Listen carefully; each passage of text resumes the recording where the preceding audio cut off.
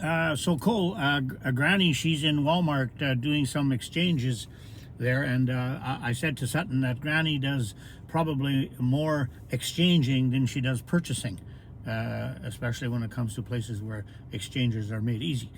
Now, I want to talk to you a little bit about the will of God in God calling specific people to certain tasks, and how some of them in the Bible they had excuses and so on.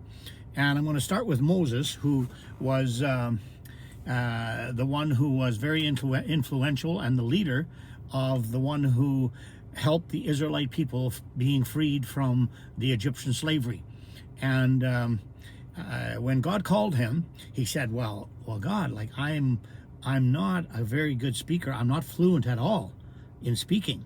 And of course, as he's making this argument to God, it seems to me he was actually quite fluent in expressing his objection to being called to such an enormous task of leading a people who ended up in many ways being very rebellious and obnoxious and negative, and oh, we better go back and to Egypt because Moses, you've led us into the desert here and it's awful. And so he had to put up with a lot of that kind of stuff. But eventually he said, yes, Lord, I will do as you called me to be. So I guess my point is that sometimes we can make excuses for not following God's specific call. And I must say that I have never had like a specific call like Moses did. But I have had people in my life early in my Christian faith who said, Harry, I think it's important, considering your talents and your gifts, and you talk easy and you show some an element of leadership. Why don't you go to this particular Bible college and see where it takes you? So that was a close friend, pastor of mine, who did that, and I have never really left the pastorate ever since. That is after my training. Although during that whole time, I was leadership in the particular church that I attended at the time, along with the help of Mary, who was very helpful, which happens to be your grandma.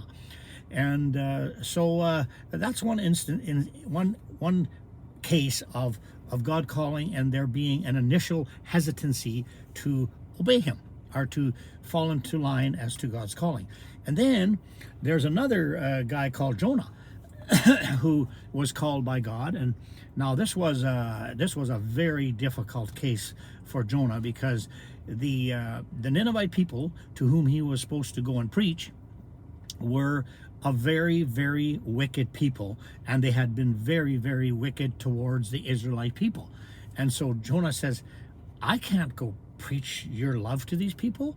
They're horrible. Like they're not the kind of people that I associate with. They are my hardcore enemies, and you're asking me to go preach to them.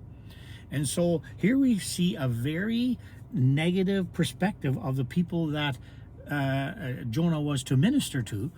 But and then he tried to escape it, and the story is he went and he was going to escape, and he was on this ship, and there was a storm, and they threw him overboard, and it was fine. And then he got swallowed by a fish, and the fish spit him out. And then Jonah said, okay, I'll go. And then after going, and after a very, very successful ministry in terms of the whole city turning to God and repenting in ashes and saying, hey, we really are wicked and we need your forgiveness, and they turned to God. And after that success, which Jonah did not see as a success, he went under this particular tree and he sat there and he mumbled and he grumbled and he said, oh man, this is so bad. These people are now loved by you. And he even says, I know, God, that you were going to be compassionate to these people. That's why I didn't want to go. And he never did get over that obnoxiousness, as far as I know. In fact, he says, I would rather die at this point, because it's so bad that these horrible people have turned to you and you've shown them mercy. So there's that bias. Now, there's also Paul in the New Testament, and it's a little bit unclear as to, he persecuted Christians, he killed Christians, those that followed Jesus. But once he turned to Jesus, wow, he was dynamic and he was powerful. And he was against Jesus and those following Jesus. And yet in that Damascus Road experience with Jesus, Jesus says to him, why are you kicking against the thistles? Like, why are you kicking against the very thing that you want to do in honoring me? So there was a misunderstanding there. And so in time, he understood, and he became very dynamic as a Christian leader. In fact, he wrote most of the New Testament, which is awesome. So there's some thoughts on some things that stand in the way of us being willing to follow God when God calls us specifically to a task. All the best, Cole.